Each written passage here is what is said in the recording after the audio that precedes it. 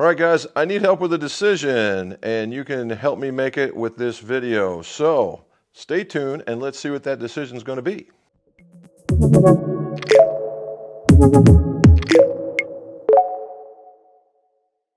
Welcome to the McGolf Shop. This is Jim McCleary. We're the McGolf channel where we talk about golf club repairs, golf club reviews, and golf club fittings, all so your scores can go low. If you would, like, subscribe, hit that stuff across the bottom. That way, this information gets out to the YouTube universe. We also have a live stream on Mondays. It's at 5:30 Eastern p.m. And we talk about the same stuff. It's live. You can ask me questions. It's a good time. Join us. You'll enjoy it. All right. What is the question? Well, the question is, let's start off with a statement first. The statement is, it's time for some new irons. Okay. I've reviewed tons and tons of irons. We've gone through every manufacturer that we carry here. And that's my limitation. It's whatever I carry here. It doesn't make sense for me to go out and go get a set of irons that I don't, use here. So I've tested them all. And as you guys know, that I'm a fan of the hollow body iron. I like the cosmetics of it. I like the idea of, hey, that's that cool factor looking in the bag. But it's also strong enough for those of us who are starting to lose our swing speeds, but can actually find the middle of the golf club. So we went through a lot of the testing, and through, doing the reviews, I've come down to two golf clubs. One of them is the Mizuno 245. This is a really great club. Mizuno 245 is exactly what we're talking about. It's a hollow body. It is also, it is a two-part kind of club. And the 2 through the 7, I believe, 2 through the 7, 8 through the wedges, all right? So what happens here, there's about 46 grams of tungsten in the upper end that gets low in the club in order to help with the stronger lofts, get the ball up in the air so that it flies like it's supposed to. We've heard that before. Good technology, it works just fine. Now, this is using the this is forged chromoly, and it has a 431 cap that's been laser welded onto the back.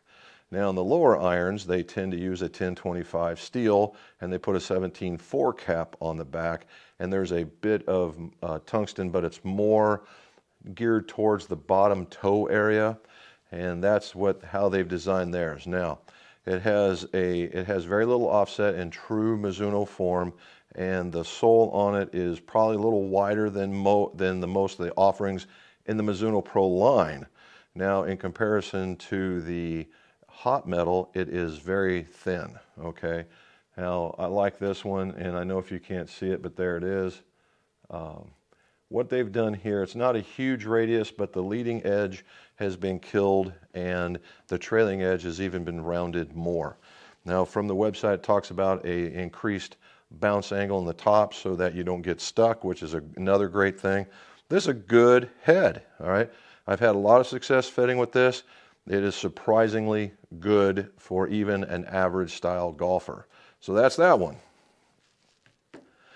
The other one is, and surprised me, was the Wilson Dynapower Forged. We're calling that the dynaforged now. All right, that Wilson Dynapower Forged is just too much. Dynaforged sounds cool to me, so that's what I'm calling it. The dynaforged.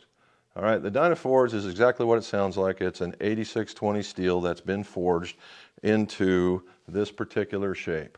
All right, this particular shape. Now, the badging on this thing is extraordinarily clean. They've left the W and the S on the shield, which they were starting to get away from. I'm glad they left it. I don't know if we'll show it to you on a picture. It's got what appears to be a bit of a muscle down in the bottom in the larger part of the cavity, and it also employs power holes. It's got the power holes. Now, the power holes aren't in every one of them. It goes to, again, in about the same spot as it stops with the Mizuno, about the 7 iron. The power holes stop and they become solid. The idea of the power holes is to let the face flex to increase ball spin, all right, to increase ball spin. Or not spin, but speed, all right, ball speed. And they've done, and what I've seen is in their previous models, the D9 forwards, the D7, the sole was very wide, and to the point it was disturbingly wide, at least to my eye. Now, there are people that did just fine and they hit great, but for me, that was a little too much, okay? And this one is much, much more narrow. So at least in my eye. I haven't actually put some micrometers on it, but that's what it looks like. Now, this one has it does have a little bit of offset, I would say just in millimeters, a little bit more than maybe the Mizuno, and that's about it. Now, similarities between the two. They both employ the multi-thickness in the face. All right, they both are using face thickness in the way to grab ball speed and gain control. Okay, now you'll see some in Wilson. They also have the face in the way that it's been designed using AI, or at least AI supported, where Mizuno is face thicknesses in different areas in order to get their launch. Okay, so that's the two. I've also decided on a singular shaft. That's unique for me. I normally don't do that. This time around, I've decided that I like the way that the Nippon Neo 950 works. Okay, the Neo 950. Now, Nippon has been making some very, very, very nice shafts since, I don't know. They introduced the original 950, the 950GH in 2007 maybe? And that was, it's been a huge hit for them. And what's happened since that time frame is golf clubs have gotten stronger, and so the control has started to get a little bit away from that particular design. So what they did is they came up with the Neo, and what it is, the Neo is a little bit more beefy in the butt, a little bit more thinner in the butt or in the midsection, and just a hair softer in the tip section. So it's got a curve that goes like this versus a curve that is a little bit weaker in the GH model. So after I've said all of that, what does that mean? This plays a little bit better for the stronger lofted clubs so that you can help get clubs a little bit more airborne. That's the idea. All right, so the one last thing is my grips are still up in the air. I think I know what I want, but we're still waiting, and I'll pick that at the very last minute. So I'm going to do a custom set. We're going to show about the build and everything. Alrighty, so in order to help decide, I hit a bunch of golf balls, so let's go talk about that. Alright, so what we did is we're testing the 245 versus the dynaforged, and what we did was we got 35 shots over a 2-week period. So what I would do is I warm up, hit about 5, 6, 7 shots a piece, and if I had some really, really bad ones, those would dismiss, and if I had some that were just incredibly stupid long, that were, as ridiculously short as they were ridiculously long, they left. Now, you're going to still see some bad shots, but that's what's in here. So over some time, I just didn't have a good day with one. That was the idea, in order to get a fair assessment of what was going on. And so here's what we got to look like if they all go at the same time. Like any other average golfer, it's a spray. And, but with a preponderance going towards the middle, thank goodness. And we're going to see the averages here in a moment. Now, if we go to the Wilson, if you see, just looked like it was just a skosh tighter from that. And again, it's a spray with a preponderance going towards the middle. Okay, so what is the average? What is the average? If we go back and we look at all the test results, the Wilson Dynapower came out at 178 to 180 versus 176, 178. Virtually on the same lateral. In fact, the Dynapower to be a half a degree more towards the right. I hit it about a half a mile an hour faster, hit it just one tick better, and spun it about a 1 1/4 RPM better. And the vertical was virtually the same. Coming out of the air was almost the same. The classification is the same. Flight time is at 1/10 of 1 second. The ball roll is just shy of 2 to just over 2. I mean, these things were acting so much together. All right, so the question is, how did I come to this conclusion? How did I get to these numbers? So let's just take it off in that direction. If we go and we just look at stuff that landed in 170.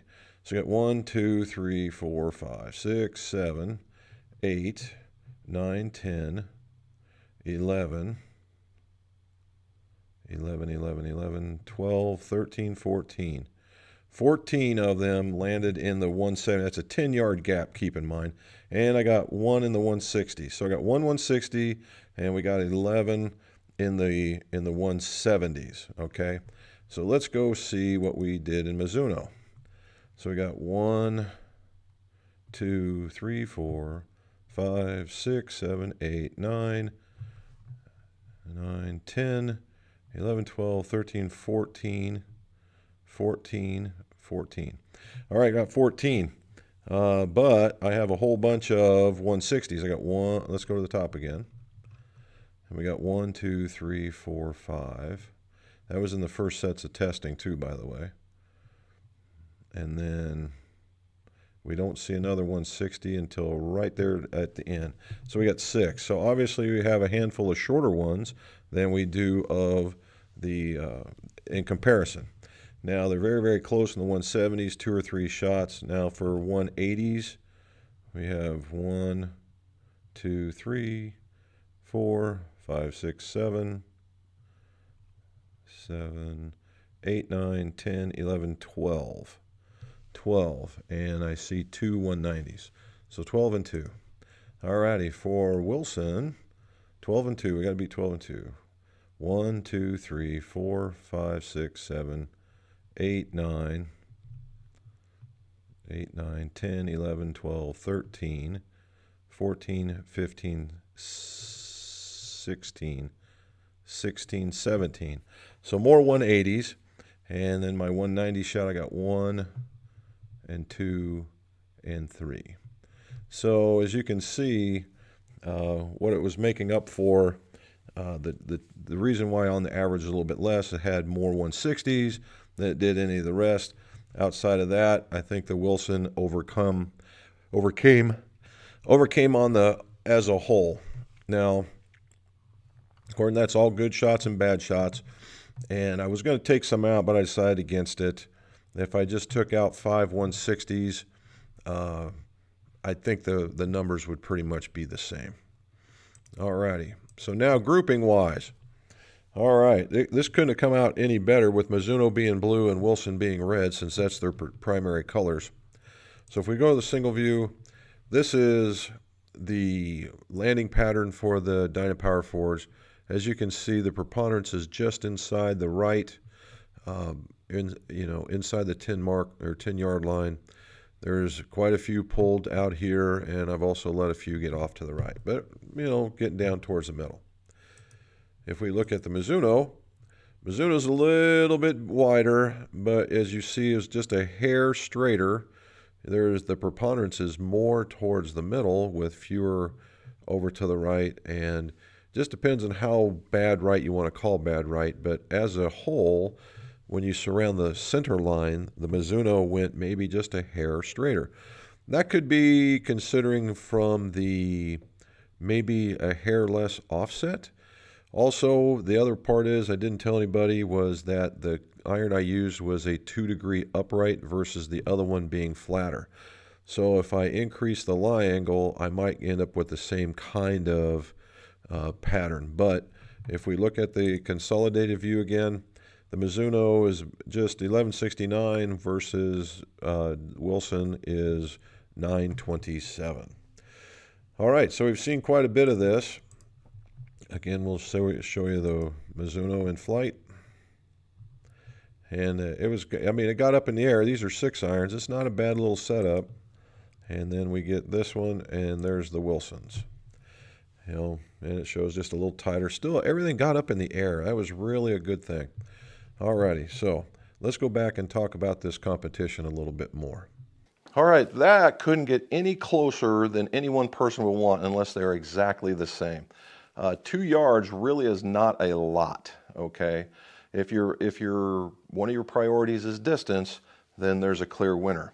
If one of your priorities is a little tighter dispersion, again, there is a clear winner. If your priority is direction and more of in the directional act, there is a clear winner. and they're not all the same, okay? Now the question is, how do they look at address? Well, I like them both at address. They're equivalent to me. What I have come across is when you are on with these clubs, both of them have a much significant, they have a very significantly different feel. All right, they have a significantly different feel. You can feel the face giving on the Mizuno, and it does just as they were saying. It just rockets right off the club face. When you hit it with the power holes, there's this small click, but it takes off and it goes. Now I will say, on poorly hit shots, the recovery on the Wilson is way better. All right, way better. So I guess what you would say from a forgiveness standpoint, the Wilson might have won out on that one. So there's a lot to consider here, right? There's a truckload to consider. So if you had all these in there, put them in the show notes below and tell me which one would you pick and why, right? Which one would you pick and why? Would you pick something that has well, they both have really good names in the way of building irons. I think in the more modern times, Mizuno probably has it, but Wilson is really working hard to get to that particular spot. Mizuno has significantly more offerings than Wilson does, but they have ones in each one of the categories, to be sure. So, you know, it's a pretty difficult decision to be made. So put it down in the show notes. Let me know what you think. And as always, let's see your scores go low.